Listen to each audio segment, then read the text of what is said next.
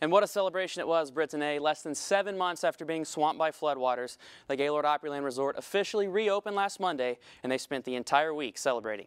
We'll kick things off with a struggling Titans team who hasn't won since October 24th. Division rival Jacksonville was in town on Sunday, and the Titans were hoping that would be just what the doctor ordered as they handed the Jags a 30-0 beatdown when these two teams matched up nearly 2 months ago. But oh, how the tides have turned. Jacksonville now sits atop the AFC South, and the Titans are in desperate need of a victory to keep their fading playoff hopes alive. Kerry Collins back from injury, and the Titans hoping he can provide a spark. But the only spark early on came from the Jags offense. Jacksonville elects to go for it on 4th down, and they couldn't be more thrilled with that decision. Jags jump out to an early 7-0 lead. Early in the second quarter, Titans looking to answer. Collins goes deep for Nate Washington, but that's not Nate Washington. Later in the quarter, Jags on the move again when David Garrard keeps it himself, then gives Chris Holt the old shimmy shake. Jacksonville in complete control, and the Bluebirds were out at LP Field. Then the Titans get a little desperate. 4th and 7 from their own 42. Collins has Randy Moss open, but underthrows him, and the ball goes over on downs to the Jags.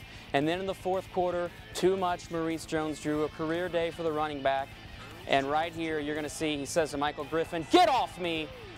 186 rushing yards on the day for MJD, 38 of them on that play right here. The Jags put the icing on the cake with this interception you're about to see right here, and that sends the Titans to their 5th consecutive loss, 17-6. I went to the game Friday night, and it was certainly evident that they could use an outside presence for next season. Yes, so they did win though, right? They did. They were playing Tennessee Temple, so hey.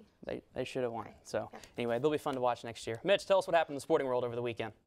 Now from the NBA to the NHL, in the midst of a brutal 5-game road swing, the Nashville Predators can't wait to get home, having already dropped the first 2 games on the road trip.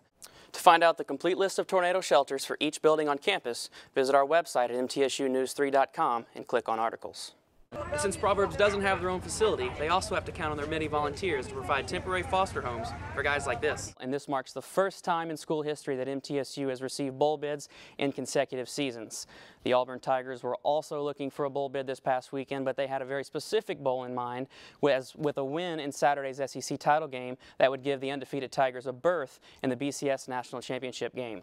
To Atlanta we go. Heisman hopeful Cam Newton getting set to take on the University of South Carolina, and Auburn came out of the gate gunning. Already up 14-7 in the first. The total cost of the renovations to the resort was upwards of $200 million, but if you get the chance to visit anytime soon, you'll see that Opryland is back and better than ever. For News Channel 10, I'm Michael Morris.